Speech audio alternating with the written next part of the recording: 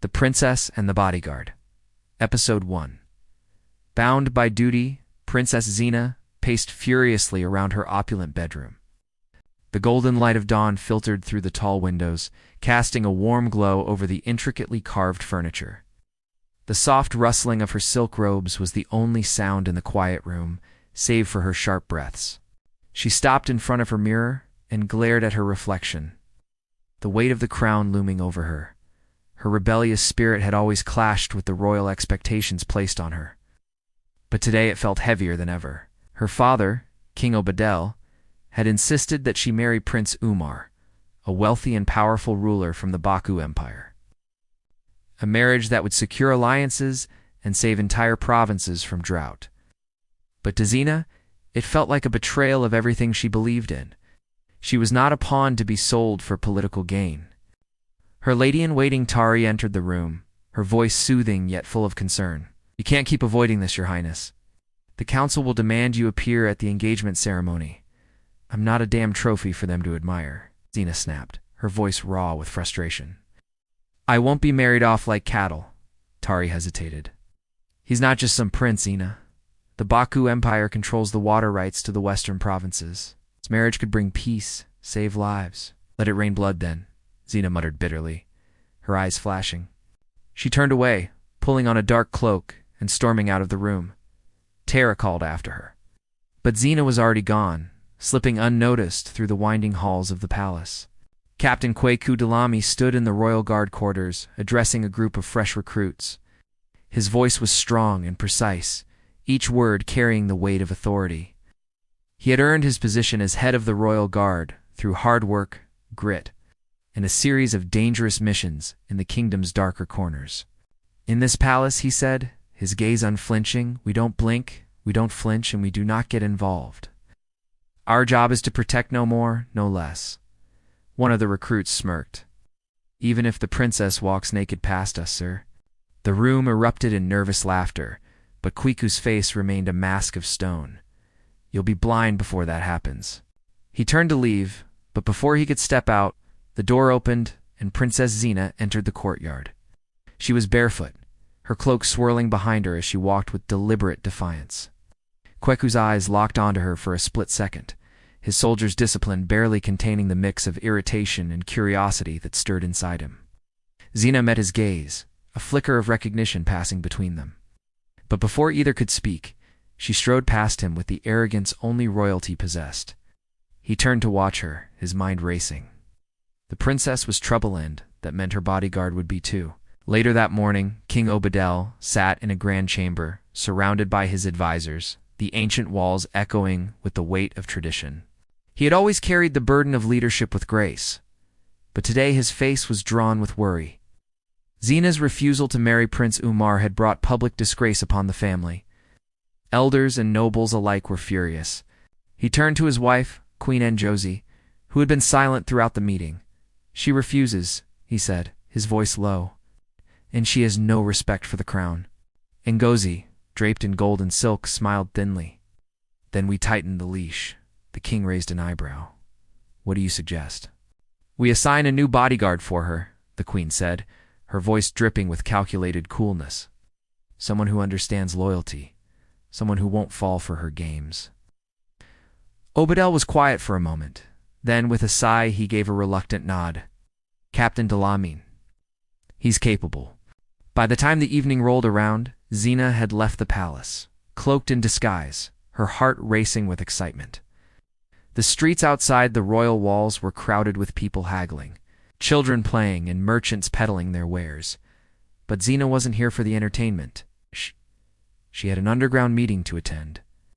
She made her way through the bustling marketplace, her eyes darting from side to side, alert for any signs of danger. The underground activists she'd been working with had promised an opportunity to speak out for women's education, for empowerment. Zina believed that change could come from the people, not from the palace. Her pulse quickened when she reached the alleyway where the meeting was supposed to take place. She hadn't expected anyone to follow her, but she wasn't naive enough to think she could slip away unnoticed. Just as she stepped into the shadowed doorway, a hand grabbed her from behind, only to find a blade pressed against her throat. The stranger's eyes were cold, merciless. But before he could do anything, a sharp blow struck his side, knocking him to the ground. Out of the shadows stepped Kweku de Lyman, his movements fast and fluid. With the precision of a seasoned warrior, he neutralized the threat in seconds, disarming and incapacitating the attacker. Zina stood frozen, her chest heaving with shock. "I didn't ask for your help," she said, her voice a mixture of anger and disbelief. Kweku stood, his gaze distant, unreadable.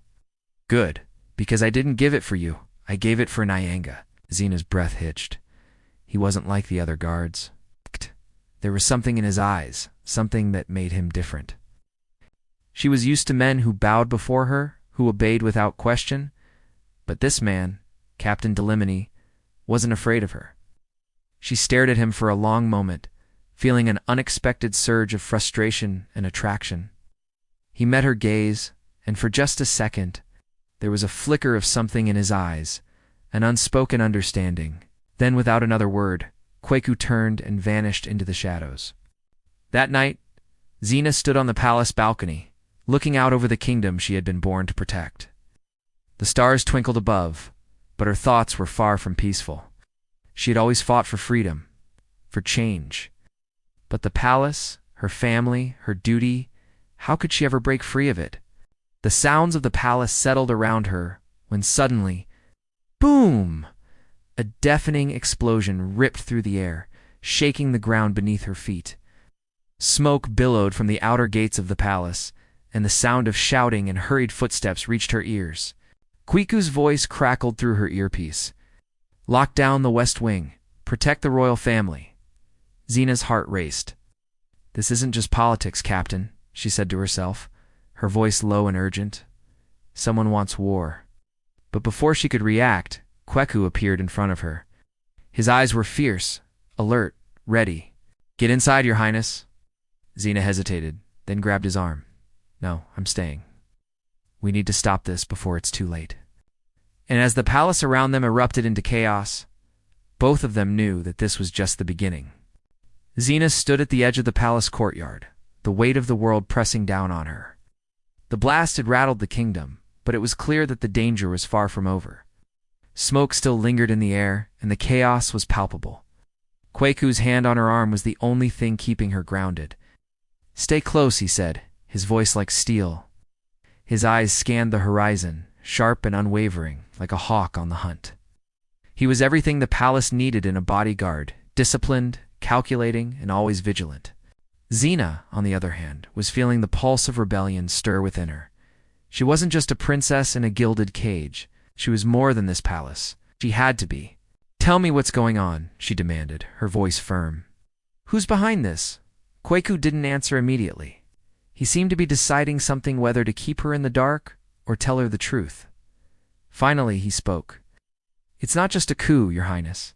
Someone wants to fracture the kingdom. This attack, it's a message." Zina's eyes widened. A message. Someone on the inside is working against the throne. And right now, they're waiting for you to make a mistake. Back in the throne room, King Obadel was furious. The palace was in lockdown, but the attack had left more questions than answers. He stood, fists clenched, as his advisors tried to piece together the scattered reports. "Who is behind this? I want names," the king demanded, his voice booming. He turned to his chief advisor, Elder Demisi, a shrewd and calculating man who had served the kingdom for decades. "We have our suspicions, Your Majesty," Elder Demisi said carefully, "but we cannot act without concrete evidence. If we move too quickly, we risk alienating potential allies." Obadel's eyes flared with anger. "I don't care about allies. My daughter's life was nearly taken tonight." Elder Demisi nodded, but his expression didn't soften. "With all due respect, Your Majesty, the princess is more than your daughter. She's the future of the kingdom. The more she resists her duty, the more dangerous she becomes." Zina found herself at the center of the storm. The halls of the palace were eerily quiet, the usual hum of activity silenced by the tension in the air. Servants hurried past her, avoiding her gaze as if her very presence was a threat. She had been locked in her chambers all day, her mind racing. If this was truly a conspiracy against her father's throne, then it wasn't just about politics anymore, it was personal. Someone close to the crown had orchestrated this attack, and it was only a matter of time before they struck again. As Zina moved through the palace corridors, her thoughts kept returning to Kweku, the bodyguard. There was something about him that unsettled her.